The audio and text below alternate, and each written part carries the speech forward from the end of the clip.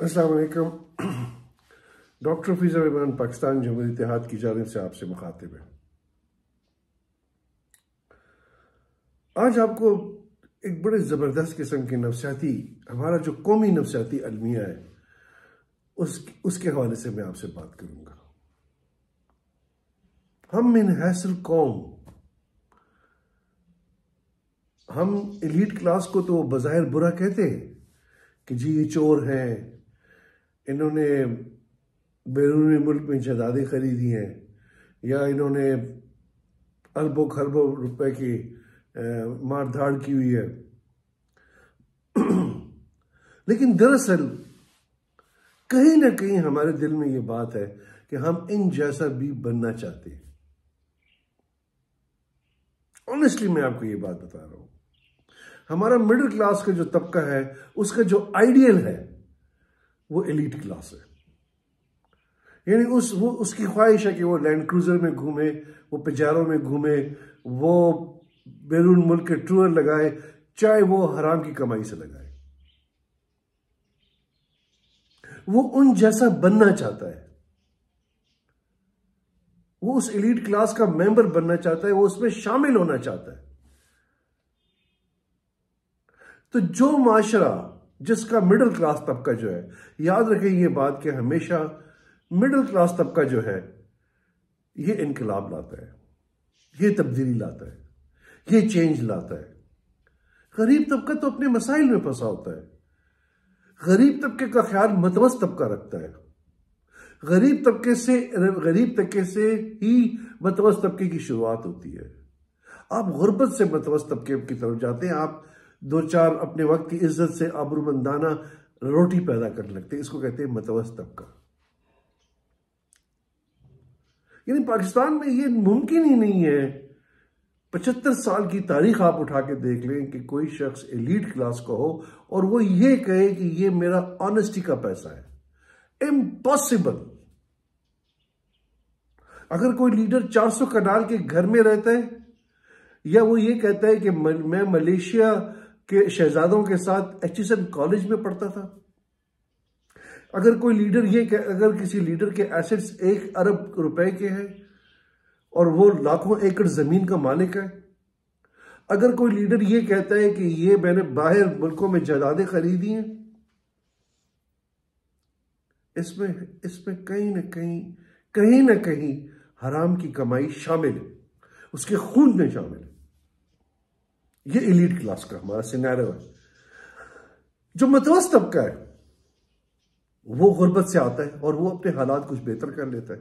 लेकिन बदकिस्मती से ये मतवस्त तबका जब एलीट क्लास का मेंबर बनने लगता है तो ये उसका एहतसाब नहीं कर सकता। हमारे मतवस्त तबके का मसला ये है कि हम एहतसाब नहीं कर सकते एलीट क्लास का, क्योंकि वो हमारा आइडियल है। हम लीडर्स भी उन्हीं में से ढूंढते हैं। हमारा मसला ये है कि हम ये समझते हैं कि एलीट क्लास को ही हुक्मरानी का हक है। क्यों? इसलिए कि वो एक इम्पॉसिबल जिंदगी गुजारता है हमारे लिए।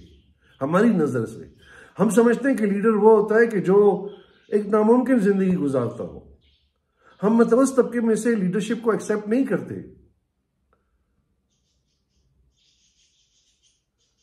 मतलब पाकिस्तान में आप मुझे बताएं ना, आपकी पाकिस्तान तहरीक इंसाफ को ले लें, आप पीपल्स पार्टी को ले लें, आप PMLN को ले लें, ये कौन लोग हैं? ये सब एलीट क्लास है। ये तो इलेक्टेबल्स हैं ये लोग। तो इलेक्टेबल्स का आप इसलिए एहतसाब नहीं कर सकते क्योंकि आप खुद भी, मैं ये अभी अपने तबके को एड्रेस कर रहा हूं। मैं मतवस्त तबके का बंदा हूं। मैं आज भी बस में आया हूं, मैंने 12-12 घंटे काम किया है।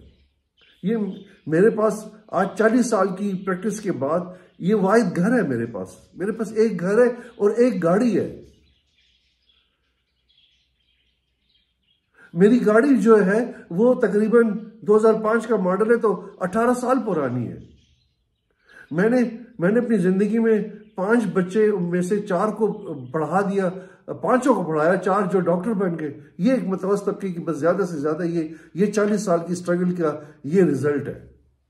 मेरे पास तो कोई प्लाजा ही नहीं है, मैं कोई आराम से जिंदगी नहीं गुजार रहा। मैं आज भी मजदूरी करके आ रहा हूं और इस मजदूरी की हालत में भी मैं एक सियासी जमात बनाने का सोच रहा हूं, एक सियासी जमात बनाना चाहता हूं, तब्दीली लाना चाहता हूं, तो हमारा जो ये एहसास कमतरी जो है, हमारा ये एहसास कमतरी हमें ले डूबा है। खुदा के लिए मैं अपने मतवस्त तबके से इल्तिजा करता हूं कि आप इस एहसास कमतरी से निकले। आप जो एलीट क्लास जो आपका खून चूस रही है, आप उन जैसा बनने के बाद आप उनका एहतसाब कर ही नहीं सकते, क्योंकि वो आपके रहनुमा हैं। आप उनको अपना रहनुमा मान रहे हैं, आप ये कह रहे हैं कि ये हमारे रहनुमा है। तो वो जो एलीट क्लास है जिसको आप रहनुमा मान रहे हैं, जो पार्लियामान में है, जो आपकी मुकर्रना में है, जो आपकी इंतजामिया में है, जो आपकी अदलिया में है, इनके रिश्ते, इनके नाते हैं, क्योंकि इनका सर्वाइवल भी एक दूसरे को सेव करने में है। तो जब आप इनको अपना रहनुमा मान लेते हैं तो आप कैसे तब्दीली लाएंगे? मुझे इस बात पे कन्विंस कर लें। यानी जब आपके रहनुमा ही उस क्लास से हो जिसके खिलाफ आपकी स्ट्रगल है, यही क्लास आपकी करप्शन कर रही है ना, और इसी क्लास के खिलाफ आपकी स्ट्रगल है, और इसी को आप रहनुमा बना रहे हैं, इसी को रहनुमा मानते हैं, तो आप तब्दीली अपने मुल्क में रेवोल्यूशन कैसे लाएंगे? मुझे समझ नहीं आ रही। मैं इस बात को समझ नहीं पा रहा। यानी एक जो हमारी लीडरशिप जिसने सख्त वक्त देखा ही नहीं है, नाज़ो नम में पले हुए हैं, सोने के चमचे लेके पैदा हुए हैं, सोने के नवाले लेकर पैदा हुए हैं, जहाजों में घूमते हैं, हेलीकॉप्टर्स में घूमते हैं। मुझे तो एक बात ये समझ नहीं आती कि यार ये सियासत कैसे करते हैं? इनके पास इतनी दौलत, इनका पैसा कहां से आता है इनके पास? खुदाई कैसे मैं 4 बंदों को बिठाता हूं तो सोचता हूं कि कैसे बिठाऊंगा मैं इनको।